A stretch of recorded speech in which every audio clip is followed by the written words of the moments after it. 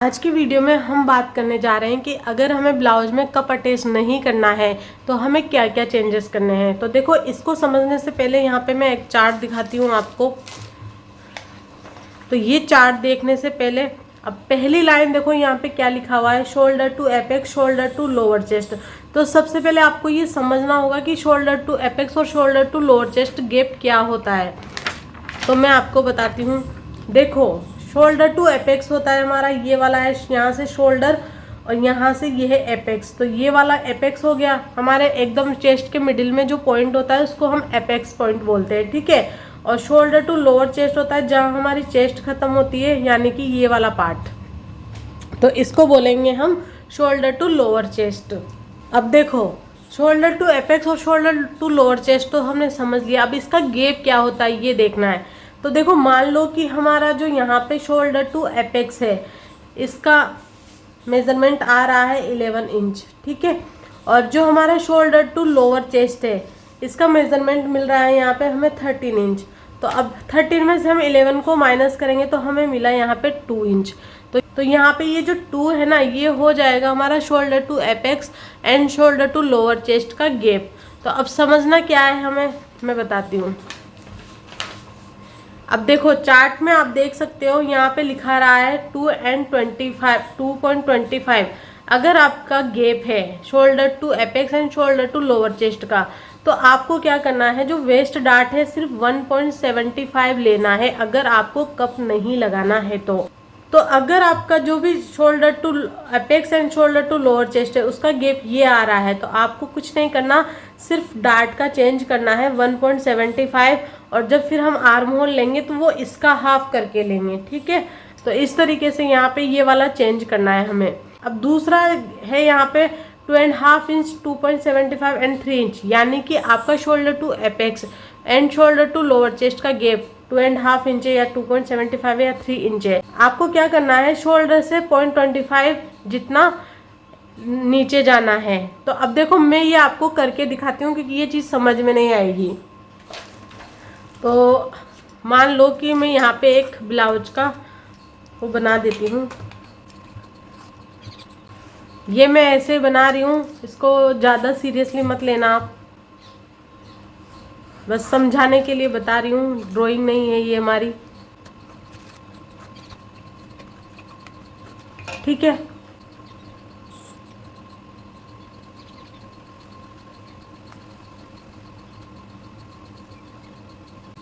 तो देखो, जब भी हम हमारे ब्लाउज की मार्किंग करते हैं ना, कुछ इस तरीके से करते हैं। अभी मैंने ये सिर्फ आपको बताने के लिए बताया है, ठीक है। और देखो, मैं एक और चीज क्लियर कर देती हूँ। जो 2 वाला गैप आया था तो उसमें मैंने बोला था 1.75 का गैप लेना होता है। अब जब भी हम आर्म होल का गैप लेते हैं तो क्या करते हैं, इसका आधा लेते हैं। तो आपको 1.75 का ही आधा यहाँ पे लेना है, ठीक है। तो ये वाला तो चलो हमारा क्लियर हो गया। अब हम दूसरा पॉइंट देखते हैं यहाँ पे। तो देखो, यहाँ पे क्या बोल रहा है, ये 0.25 जितना हमें नीचे जाना है। तो वो कैसे नीचे जाएंगे, देखो, ये यहाँ से हमें 0.25 जितना जाना है, तो बस हमें इतना ही चेंज करना है। अगर आपकी चेस्ट का गैप 2.5 इंच, 2.75 एंड 3 इंच है तो इसके अलावा और कोई चेंज नहीं करना है। डार्ट वगैरह में कोई चेंज नहीं होगा। वो कब, जब आपको कप नहीं लगाना है, ठीक है। अब तीसरे में क्या करना है, चाहे आपको कप लगाना हो चाहे आपको कप नहीं लगाना हो, अगर आपकी शोल्डर टू एपेक्स और शोल्डर टू लोअर चेस्ट का गैप 3.25, 3.5 इंच, 3.75 का गैप आ रहा है तो आपको कोई भी चेंज नहीं करना है, ठीक है। तो यहाँ पे ये तीनों पॉइंट आपके क्लियर हो गए होंगे। देखो, अब हमारा लास्ट पॉइंट बचा यहाँ पे shoulder to apex, shoulder to lower chest gap जो है, अगर 4 इंच या 4 इंच से ज़्यादा आ रहा है तो हमें क्या करना है। अब देखो, मैं यहाँ पे बताती हूँ। मान लो, देखो यहाँ पे हम क्या करेंगे, शोल्डर टू लोअर चेस्ट का निशान लगाएंगे, ठीक है। निशान लगाने के बाद हम इस लाइन को नापेंगे, जितनी ये आ रही है उतनी ही हमें यहाँ पे भी मार्क करना है। मान लो कि ये उतनी ही यहाँ पे आ रही है, ठीक है। अब आपको क्या करना है, देखो, -0.25 -0.25, तो पूरा मिला के आपको ½ इंच यहाँ पे माइनस करना है। तो वो कैसे करना है, ये जो आपका लोअर चेस्ट आ रहा है ना, यहाँ से 0.25 और यहाँ से 0.25, अब आपको क्या करना है, इसको इस तरीके से मिलाना है और इसको भी इस तरीके से मिलाना है, ठीक है। और इसको भी आपको ऐसे शेप दे के ही मिलाना है, ठीक है, बिना शेप के नहीं मिलाना है। और इसको भी आपको ऐसे शेप दे के मिलाना है। तो ये आपका पूरा माइनस हो जाएगा, ठीक है। तो ये चेंज करना है अगर आपका गैप 4 या 4 इंच से ज़्यादा है तो। अब मैं एक चीज़ और बता देती हूँ, आप किसी भी ब्लाउज में अगर बेल्ट बनाते हो, बेल्ट बनाने के बाद आपका चाहे गैप इनमें से कोई सा भी आ रहा हो, कोई मतलब नहीं है, लेकिन अगर आप बेल्ट बना रहे हो तब भी आपको ये वाला पॉइंट यूज़ करना ही है, ठीक है। तो ये वाला पॉइंट हमें कंपलसरी करना है अगर आप बेल्ट बना रहे हो तो, चाहे आपकी लोअर चेस्ट और एपेक्स पॉइंट का गैप कितना भी आ रहा हो, कोई मैटर नहीं करता है। एक बात क्लियर हो गई, ठीक है। अब दूसरी बात, जैसे इसमें क्या होता है ना, जब हम ये वाला पॉइंट करते हैं तो थोड़ा सा लंबाई का कम पड़ता है, लेकिन वो इतना भी कम नहीं पड़ता कि मतलब बिल्कुल ही छोटा हो जाएगा, हल्का सा माइनर सा फर्क पड़ता है। लेकिन अगर आप किसी ऐसी लेडी का सिल रहे हैं कि उनको तो लेंथ परफेक्ट ही चाहिए, तो आप क्या करो, हम क्या करते हैं ना, जितना गैप यहाँ आता है उतना ही यहाँ लेते हैं, उतना ही यहाँ लेते हैं, और उसका डबल हम यहाँ लेते हैं। तो आप क्या करो, जितना यहाँ पे आ रहा है उतना ही यहाँ पे ले लो, ठीक है। उतना यहाँ पे लेने के बाद आप इसको ऐसे के ऐसे मिला दो, डायरेक्ट ऐसे मत मिलाओ, ठीक है। तो आपको ये वाला चेंज करना है यहाँ पे। अब एक चीज़ और बता देती हूँ मैं, आप जब ये वाला करोगे ना तो आपका ब्लाउज फिटिंग तो अच्छे से नहीं बैठेगा, क्योंकि क्रीज बहुत ज़्यादा क्रीज दिखेगी, ठीक है। लेकिन बहुत से लेडीज़ है जो उनको क्रीज तो चलेगा, बट लंबाई छोटी नहीं होनी चाहिए। बट जैसे कि मतलब जहाँ तक अभी जैसे मैं भी हूँ तो मैं तो डबल ही रखूँगी, क्योंकि लंबाई उतनी भी छोटी नहीं होती है कि मतलब हम पहन ही ना सकें।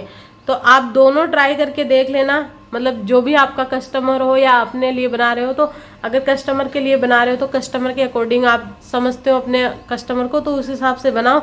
अपने लिए बना रहे हो तो आप ट्राई करके देख सकते हो। तो ये थे विदाउट कप के चेंज।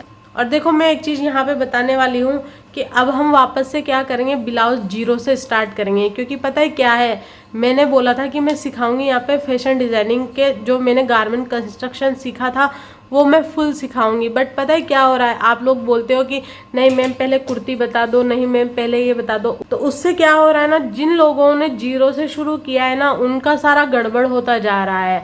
तो उन लोगों के मुझे पर्सनली भी कमेंट मिल रहे हैं और वीडियो पे भी कमेंट आ रहे हैं कि मैम हमें ये चीज़ समझ में नहीं आई। अब वो चीज़ें इसलिए समझ में नहीं आई कि मैं बीच में से बता रही हूँ और उन्होंने जीरो से शुरू किया है।